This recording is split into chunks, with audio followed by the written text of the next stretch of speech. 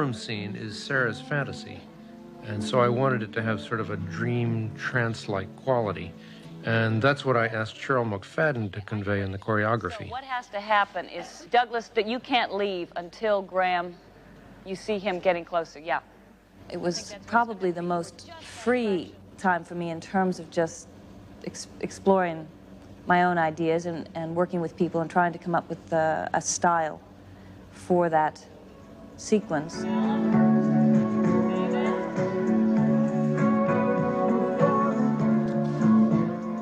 This is just about the only crowd scene in the movie where there are only people. There are no puppets there. So it was pretty straightforward to shoot, and we all had a lot of fun doing it. Take it very slowly. Come a little bit more room.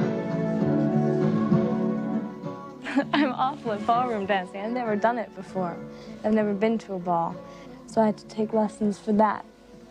I felt so strange because the rest of the people in the ballroom were all sort of professional dancers and everything, and here I was, this kid who's never danced before in her life. The ballroom really was meant to be within a bubble, and we felt we really couldn't cope with just inside a bubble, because how do you build inside of a bubble, as it were, practically? We've got to be practical after all. So rather than build a straightforward ballroom, I tried to put together the essences of a ballroom. That's to say, a ballroom to me means columns, and so we didn't have columns, we had huge caps. It means chandeliers, so we devised masses of chandeliers, and there was mirrors, so you saw mirrors and reflections of mirrors in mirrors and things like that. And the general costumes which Brian Fowler designed were, I would say, vaguely 18th century Venetian ball type things with distorted masks and things like that. And the people in the ballroom were meant to be vaguely depraved, as it were.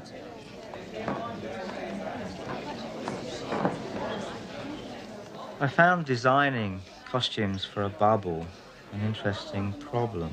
And I decided that a bubble was actually like a marquee or a tent, that everybody was in fact at some sort of garden party, that they were the gentry dressing up, and they were playing at being goblins.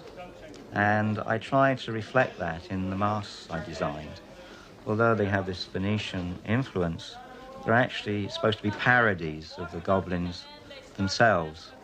I wanted everything much larger than life, as it was a fantasy. Turn over. Speed. And playback.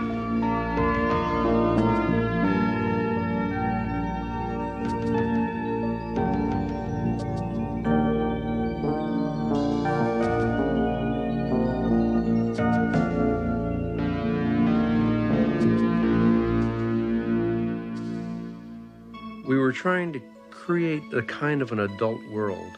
You know, the cast is our real people here. Sarah is still a child, and she's walking into a very adult situation where she knows she's too young to be there. It's something that's attractive to her, and it's also repellent. Deep in your eyes, I've kind of held you. Open and closed within your eyes. I'll place the sky within your eyes. There's such a fool heart beating so fast in such a good dreams. A love that will last within your heart. I'll place the moon within your heart. As the pain sweeps through, makes no sense for you. Every feel has gone, wasn't too much fun. Oh, but I'll be there for you as the world falls down.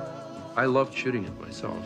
It was a fun kind of thing to try to weave together.